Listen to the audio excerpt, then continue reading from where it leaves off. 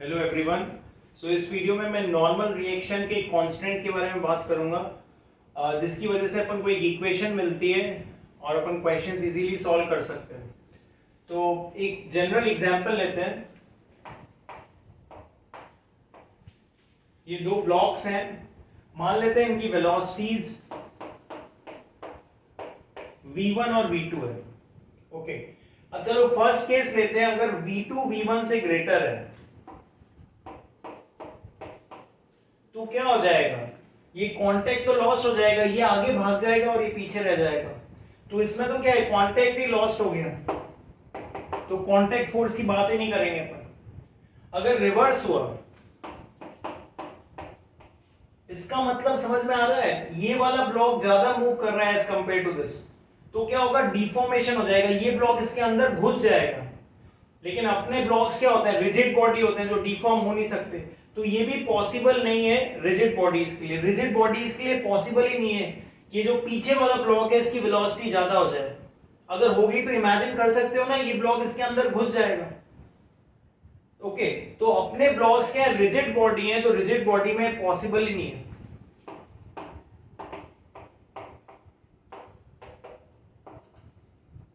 यहां लिख देता हूं, रिजिड बॉडीज के लिए पॉसिबल ही नहीं है। तो अपना कौन सा केस बचा, थर्ड केस, वो क्या हो गया, v1 is equal to v2। यही अपना नॉर्मल रिएक्शन कांस्टेंट है। This is our normal reaction constant.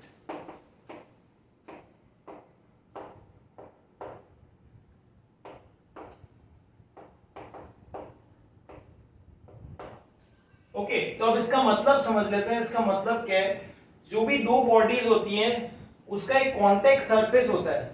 तो ये जो वेलोसिटीज है क्या है, उस कांटेक्ट सरफेस के परपेंडिकुलर है। इसमें कांटेक्ट सरफेस कौन सा हुआ, ये हो गया ना contact surface. So normal reaction constant क्या कहता है, velocities of the blocks perpendicular to contact surface must be same. Okay, अगर नहीं होगा तो ये दोनों केसेस हो जाएगा, इसमें तो कांटेक्ट ही लॉस्ट हो गया और ये तो पॉसिबल ही नहीं है अपनी अगर अपने पास रिजिड बॉडीज है तो रिजिड बॉडी डिफॉर्म ही नहीं होती है। तो यही केस बचा, ये ट्रू होगा। इसी को नॉर्मल कांस्टेंट कहते हैं, नॉर्मल रिएक्शन का कांस्टेंट कहते हैं, अपन को ध्यान रखना है। ओके, तो इसको मैं जनरलाइज कर देता हूं। सेम रिलेशन होगा डिस्प्लेसमेंट्स और एक्सेलरेशन का। तो मैं ये भी लिख सकता हूं, x1 is equal to x2। x1 और x2 इसके डिस्प्लेसमेंट्स हो गए, और a1 is equal to a2।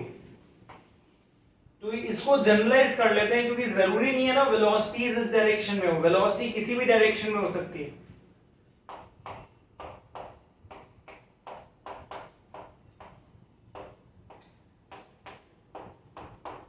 जैसे ये वेलोसिटीज हैं, तो अभी नॉर्मल कांस्टेंट क्या कहेगा, कौन सी वेलोसिटी सेम होगी, परपेंडिकुलर टू कांटेक्ट सरफेस। तो ये अपना कांटेक्ट सरफेस हो गया, इसके परपेंडिकुलर कौन सी वेलोसिटी है, इस ब्लॉक की v1 cos थीटा 1 है, और इस ब्लॉक की कौन सी हो जाएगी, तो ये हो गया अपना नॉर्मल कांस्टेंट। सिंपल सा, same relation velocity, acceleration, displacement, तीनों का सेम रिलेशन होगा, इसमें अपन डायरेक्टली बोल सकते हैं। तो गिवन प्रॉब्लम पे डिपेंड करेगा, मुझे एक्सेलरेशन का रिलेशन चाहिए, वेलोसिटी का चाहिए, या डिस्प्लेसमेंट का चाहिए। जैसे एक और प्रॉब्लम लेते हैं अपन।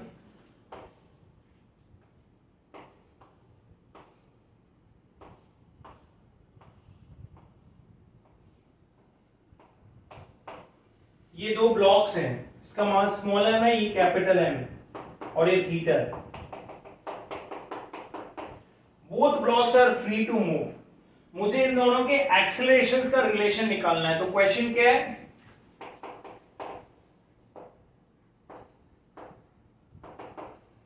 फाइंड रिलेशन बिटवीन एक्सेलरेशंस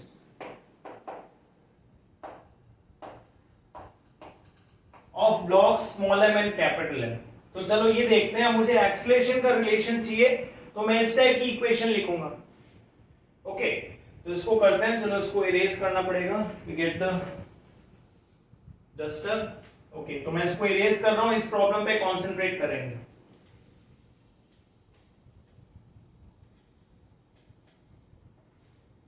तो सबसे पहले कॉन्टेक्ट सरफेस आइडेंटिफाई कर लेते हैं, ये रहा कॉन्टेक्ट सरफेस। अब ब्लॉक्स कैसे मूव करेंगे, देखो ये तो हॉरिजॉन्टल सरफेस पे है तो ये इसको इधर पुश करेगा, लेकिन क्योंकि ये हॉरिजॉन्टल सरफेस पे है तो ये हॉरिजॉन्टली मूव कर सकता है, तो या तो राइट मूव कर सकता है लेफ्ट। कैसे मूव करेगा, इमेजिन करो इसे, तो ये नीचे आ रहा है और ये राइट में जा रहा है, ये बराबर नीचे आएगा क्योंकि ये वर्टिकल वॉल है, तो इसका डायरेक्शन नीचे और इसका डायरेक्शन क्या हो गया, राइटवर्ड्स। ये पहले विजुलाइज करना है।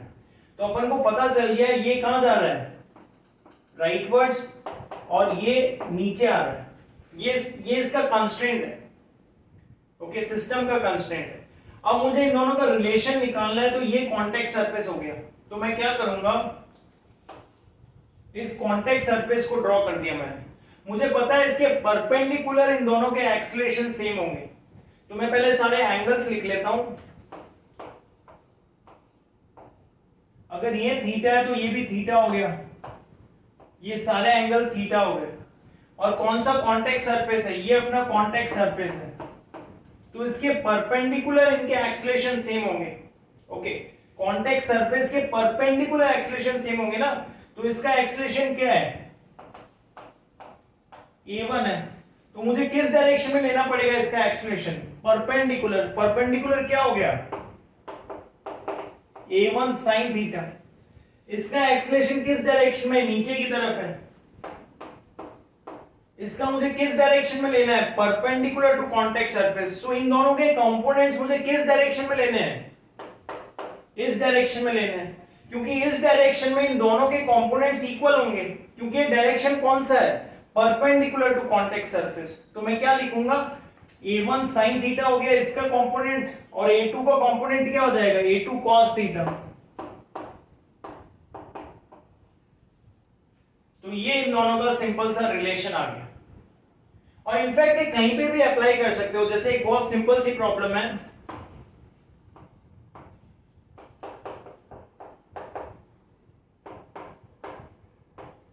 ये फिक्स्ड है। जैसे इस प्रॉब्लम में मैं पूछता हूं नॉर्मल रिएक्शन क्या होगा, नॉर्मल रिएक्शन की वैल्यू क्या होगी, तो ये जो वेज है ये फिक्स्ड है। फिक्स्ड का क्या मतलब है, इसका एक्सीलरेशन जीरो होगा। तो अगर इसका एक्सीलरेशन जीरो है तो ये अपना हो गया कॉन्टेक्ट सरफेस। तो जो ये ब्लॉक है इसका acceleration perpendicular to contact surface zero होना पड़ेगा, क्योंकि परपेंडिकुलर टू कॉन्टेक्ट सरफेस दोनों का एक्सीलरेशन सेम होना चाहिए। अब अगर इसका एक्सीलरेशन जीरो है तो इसका भी जीरो होना पड़ेगा, किस डायरेक्शन में, परपेंडिकुलर टू कॉन्टेक्ट सरफेस। वो फंडा लगाएंगे डायरेक्ट n की वैल्यू आ जाएगी। देख लेते हैं जल्दी से।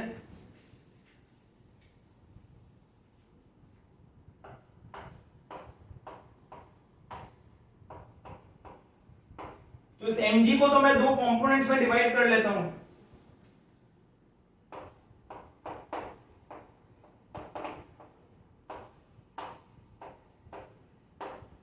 अब देखो कौन सा है कॉन्टेक्ट सरफेस, ये रहा कॉन्टेक्ट सरफेस, इसके परपेंडिकुलर मतलब इस डायरेक्शन में दोनों का एक्सीलरेशन सेम होना चाहिए। अभी वेज का तो जीरो है तो ब्लॉक का भी जीरो होगा, इसका एक्सीलरेशन जीरो हो गया। जीरो होने का क्या मतलब है, n will be equal to mg cos theta.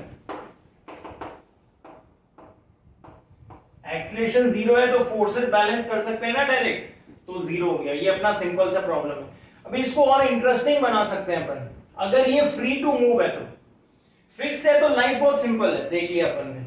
अगर ये फ्री टू मूव है तो क्या होगा, अभी ब्लॉक भी मूव करेगा, वेज भी मूव करेगा। सो ब्लॉक का मोशन बहुत कॉम्प्लेक्स हो जाएगा। चलो वो फाइंड आउट करते हैं।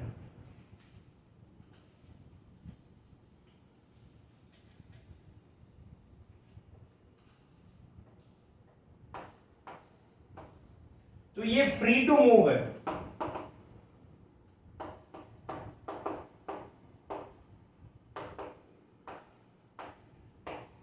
सो क्वेश्चन है, चलो मुझे फाइंड आउट करना है इन दोनों का एक्सेलरेशन।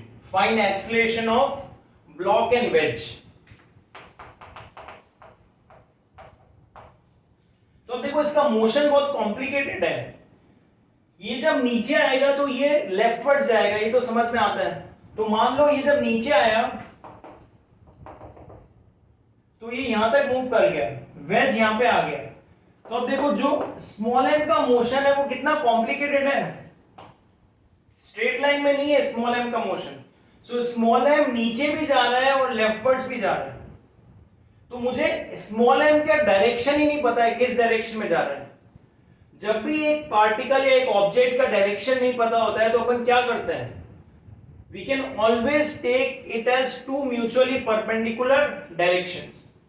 Okay, कोई भी वेक्टर पता नहीं होता है तो अपन क्या करते हैं, उसके दो कंपोनेंट्स मान लेते हैं, उसका रिजल्टेंट होगा अपना आंसर। रिजल्टेंट मुझे नहीं पता है किस डायरेक्शन में, तो बेस्ट है मैं दो कंपोनेंट्स ले लूंगा।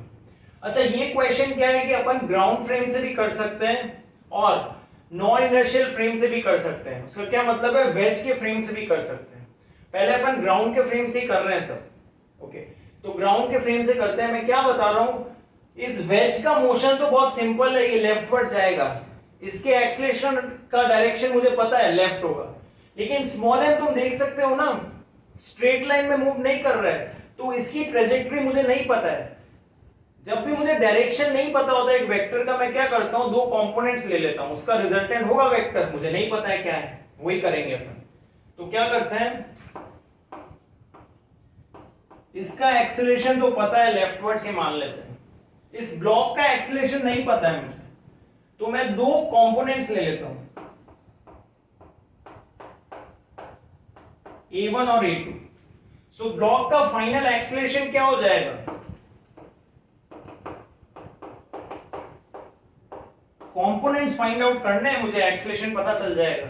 और एक्सीलरेशन कैपिटल M का क्या है, A। तो बेसिकली मुझे A1, A2 और A की वैल्यू निकालनी है, तब मेरी प्रॉब्लम हो जाएगी सॉल्व। यहां पे कुछ वैल्यूज ले लेते हैं अपन।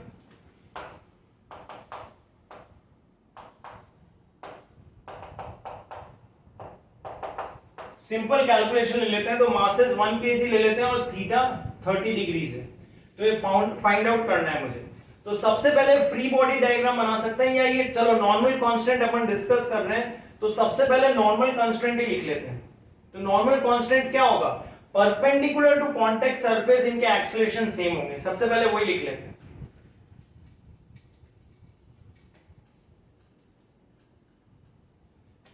तो ये तो अपना कॉन्टैक्ट सरफेस हो गया। ओके, इनके एक्सीलरेशंस क्या हैं, वेज का एक्सीलरेशन इस डायरेक्शन में और ब्लॉक के एक्सीलरेशन इस डायरेक्शन में। मुझे कौन सा डायरेक्शन चाहिए, परपेंडिकुलर टू कॉन्टैक्ट सरफेस, मतलब ये डायरेक्शन। इस डायरेक्शन में क्या होना चाहिए, acceleration of ways and acceleration of block same होने चाहिए, वही तो नॉर्मल कांस्टेंट होता है। तो एक्सीलरेशन ऑफ ब्लॉक क्या है, A1। A2 का कोई कंपोनेंट होगा नहीं, क्योंकि किसी भी वेक्टर का उसके परपेंडिकुलर कोई कंपोनेंट नहीं होता है। तो इस डायरेक्शन में क्या होगा, A1 ही होगा। A1 क्या हो गया, acceleration of block. Acceleration of ways क्या होगा, इसका मुझे कंपोनेंट लेना पड़ेगा। इसका कौन सा कंपोनेंट होगा, ये इस डायरेक्शन में, तो ये एंगल कितना हो गया, ये एंगल थीटा है, तो ये एंगल भी थीटा हो गया। तो इसका कंपोनेंट इस डायरेक्शन में क्या हो जाएगा, a sin थीटा। चेक कर लो, तो मैंने क्या ले लिया, नॉर्मल कांस्टेंट रिलेशन क्या बताएगा, ये कॉन्टैक्ट सरफेस है तो इसके परपेंडिकुलर ब्लॉक और वेज दोनों का सेम एक्सीलरेशन होगा। ब्लॉक का तो क्या है, A1 है, और वेज का क्या हो गया, A का एक कंपोनेंट लेना पड़ेगा, वो कंपोनेंट क्या हो गया, साइन हो गया। चेक कर लो, तो ये अपनी कंस्ट्रेंट रिलेशन की इक्वेशन आ गई, इसको मैं इक्वेशन 1 बोल देता हूं। बाकी तो मुझे क्या करना है, न्यूटन्स लॉ लगाना है, F is equal to ma। इसका फ्री बॉडी डायग्राम बनाना है दोनों का, और क्या लिखना है, F is equal to ma, simple. तो फ्री बॉडी डायग्राम बना लेते हैं।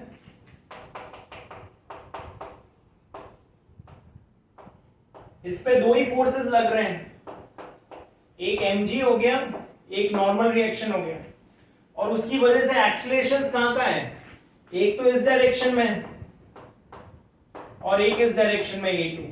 सारे मैं एंगल्स मार्क कर देता हूं। ये जो भी मैंने मार्क किए थीटा होगा, तो उसके दूसरा वाला एंगल कौन सा होगा, 90 माइनस थीटा, कॉम्प्लीमेंट्री एंगल। तो इसमें मैं क्या फंडा लगाता हूं, if I am moving in the direction of theta I will take cos component, if I am moving in the opposite direction of theta मैं साइन लूंगा। तो मैं क्या फंडा लगा रहा हूं, ये अपन जल्दी यूज कर सकते हैं। ओके, डिवाइड करने की जरूरत नहीं है, अपन डायरेक्ट देख सकते हैं। तो मैं क्या लगाऊंगा इसमें, जैसे ये वेक्टर है तो इन द डायरेक्शन ऑफ एंगल में क्या बोलूंगा, ये अपना कॉस कंपोनेंट हो गया और परपेंडिकुलर ऑटोमेटिक क्या हो जाएगा, साइन कंपोनेंट। तो ये मैं डायरेक्ट लिख सकता हूं without actually writing it, equation में डायरेक्ट लिख सकते हैं। तो ये फंडा ध्यान में रखना, एंगल की डायरेक्शन में कॉस हो जाएगा और परपेंडिकुलर क्या हो जाएगा, साइन। तो अब इसमें अपन इक्वेशन लिख लेते हैं। इस डायरेक्शन में क्या फोर्स हो गया, mg का कंपोनेंट आएगा mg sin थीटा। एक्सीलरेशन कितना है, a2, ये सेकंड इक्वेशन होगी। और इस डायरेक्शन में एक्सीलरेशन इस डायरेक्शन में, तो नेट फोर्स इस डायरेक्शन में कितना होगा, mg cos theta minus n is equal to m into a1। ये अपनी थर्ड इक्वेशन होगी। कितने वेरिएबल्स हैं भाई अपने पास, a1 a2 a और n, 4 वेरिएबल्स हैं। 3 इक्वेशन होगी, एक और इक्वेशन चाहिए। कैसे आएगी, वेज का फ्री बॉडी डायग्राम बनाएंगे। चलो वेज का बनाते हैं।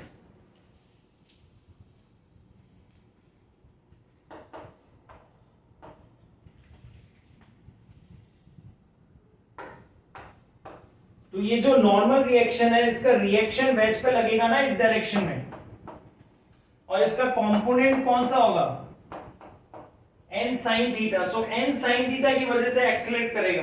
बाकी वर्टिकल फोर्सेस यूजलेस हैं क्योंकि ये वेज वर्टिकल डायरेक्शन में मूव ही नहीं कर रहा है। तो मुझे केवल हॉरिजॉन्टल फोर्स निकालना है जिसकी वजह से ये एक्सीलरेशन है। हॉरिजॉन्टल फोर्स कौन सा होगा, n का एक कंपोनेंट।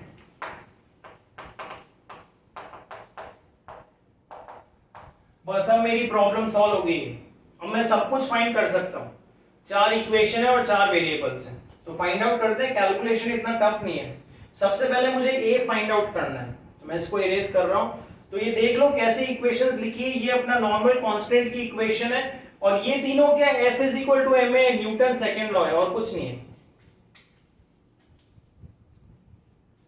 तो चलो सबसे पहले मुझे a निकालना है, तो इसको एलिमिनेट करेंगे। n की वैल्यू में क्या लिखूंगा, ma बाय sin थीटा, यहां पे लिख देते हैं। तो ये क्या हो गया, mg cos theta minus n, n क्या हो गया, ma by sin theta is equal to m into a1। a1 क्या हो गया, a sin थीटा। तो मैं लिख दूंगा इसको ma sin थीटा। अब सॉल्व करके मेरे पास a की वैल्यू आ जाएगी, तो अपन वैल्यू निकालते हैं। ये क्या हो गया, mg cos theta sin theta. Okay, और ये उधर चला जाएगा। a की वैल्यू निकालनी है तो क्या आ जाएगा, m plus small m sign square theta. ये a की वैल्यू होगी। चलो अपन ने वैल्यूज ली थी ना, वैल्यूज पुट करके न्यूमेरिकल वैल्यू निकाल लेते हैं। दोनों मासेस क्या थे, 1 था और थीटा क्या था, 30 डिग्रीज। तो वैल्यूज पुट कर लेते हैं।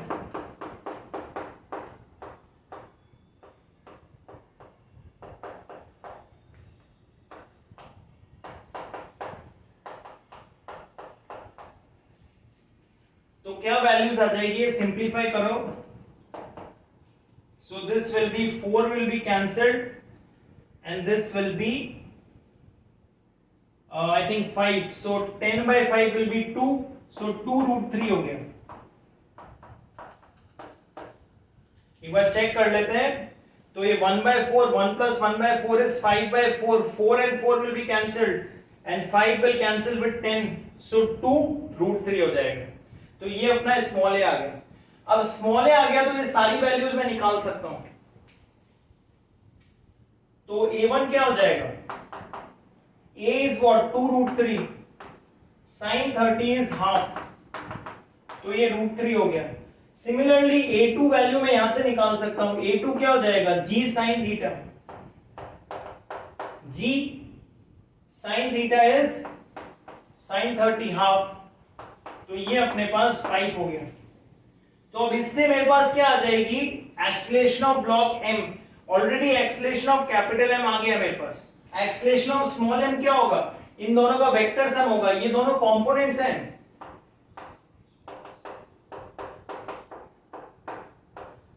ये दोनों म्यूचुअली परपेंडिकुलर कंपोनेंट्स हैं, तो ये भी फाइंड आउट कर लेते हैं। तो a1 क्या हो गया, √3 whole square plus a2 is 5 whole square under root. तो इसकी वैल्यू कितनी आ जाएगी, 3 प्लस 25 ये 28 अंडर रूट, सो 2√7 मीटर पर second square.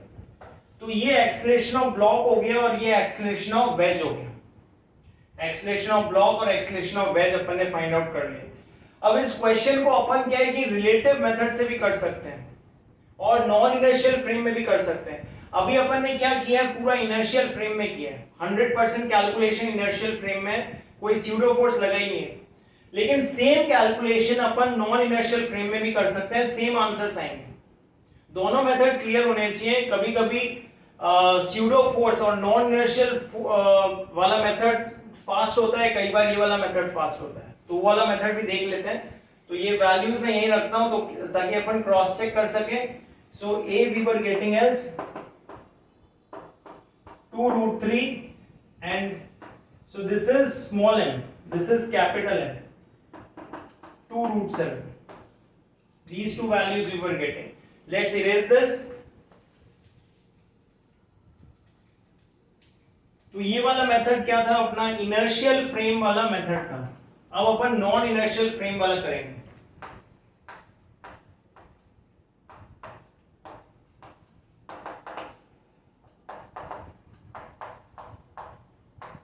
Non inertial frame देख लेते हैं। Okay, same type of situation होगी, बस एक स्यूडो फोर्स लगेगा।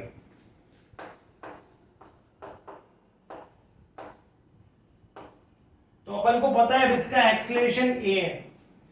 नाउ ये प्रॉब्लम में क्या कर रहा हूं, विद रिस्पेक्ट टू वेज कर रहा हूं। एक्सीलरेटेड फ्रेम हो गया, तो with respect to wedge block हमेशा अलोंग द वेज ही मूव होगा। अब मुझे डायरेक्शन पता है, क्योंकि विद रिस्पेक्ट टू वेज का क्या मतलब है, वेज स्टेशनरी है। अब वेज स्टेशनरी है तो block has to move along the wedge. तो ये हो गया ए रिलेटेड।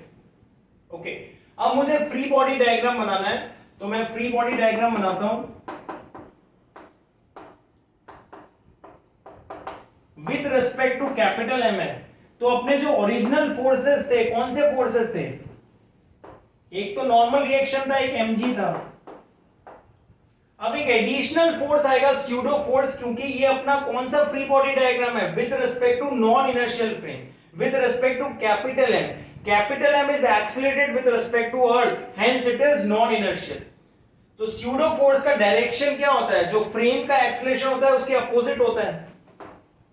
और मैग्नीट्यूड क्या होता है, mass of body into acceleration of frame. So mass of body क्या है, m, एक्सीलरेशन ऑफ फ्रेम क्या है, a। तो ये हो गया। तो मैं प्रॉब्लम किसके रिस्पेक्ट में कर रहा हूं, इमेजिन करो तुम इस वेज पे बैठे हो। तो जब इस वेज पे बैठे हो तो तुम कैसा इस ब्लॉक का मोशन देखोगे, वो अपन फाइंड आउट कर रहे हैं। तो ऑब्वियसली अगर वेज पे बैठे हो तो ब्लॉक क्या इसके अलोंग स्लाइड करते हुए दिखेगा ना तुम्हें, बस। तो ब्लॉक का एक्सीलरेशन क्या होगा, इसके अलोंग ही होगा, क्योंकि इमेजिन करो अगर तुम वेज पर बैठे हो तो ब्लॉक के along the wedge he slide करेगा, और तो कैसे कर नहीं सकता है।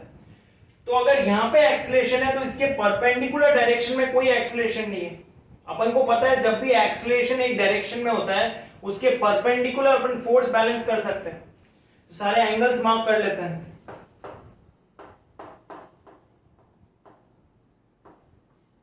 तो सबसे पहले तो मैं इसके परपेंडिकुलर फोर्सेस बैलेंस कर सकता हूं। ओके, तो फोर्सेस बैलेंस करते हैं, n plus M A sine theta is equal to M G cos theta. सबसे पहले वो लिख लेते हैं।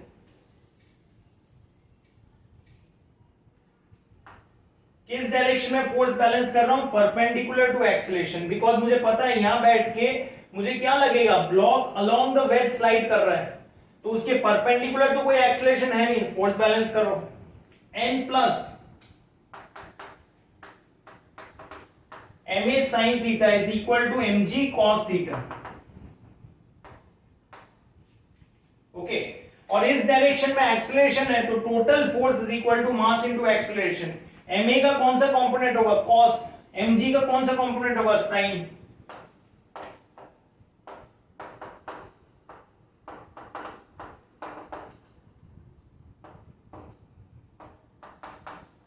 तो ये दो इक्वेशन होगी। अपने पास वेरिएबल्स कितने हैं? अभी तीन ही वेरिएबल्स हैं, A relative and N. So third equation चाहिए अपन को। थर्ड इक्वेशन तो अपनी सेम इक्वेशन होगी जो लास्ट मेथड में किया है। Free body diagram of capital M बनाएंगे अपन। तो इस पे तो बस इसका एक रिएक्शन लग रहा है, हॉरिजॉन्टल में इसी का एक कंपोनेंट है जो अपन ने किया था। ये एंगल थीटा है, तो क्या लिखेंगे अपन? सेम इक्वेशन होगी कैपिटल एम के फ्री बॉडी डायग्राम की।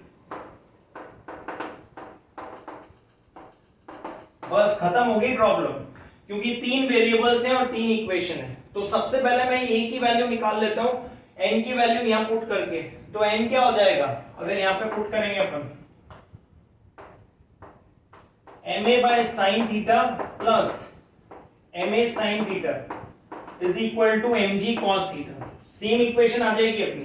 तो ए क्या हो गया? M ji cos theta sine theta divided by क्या हो गया? M plus small m sine square theta. Same equation है तो वैल्यू भी सेम ही होगी, आंसर भी सेम होगा। तो इसमें अगर वैल्यूज पुट करेंगे तो ये आ जाएगा। अब जल्दी ये फाइंड आउट करके देखते हैं। सॉरी, ये वाला आ जाएगा। अब मुझे ये फाइंड आउट करना है, एक्सेलरेशन ऑफ स्मॉल एम। तो वो कैसे करेंगे, वो इंटरेस्टिंग है।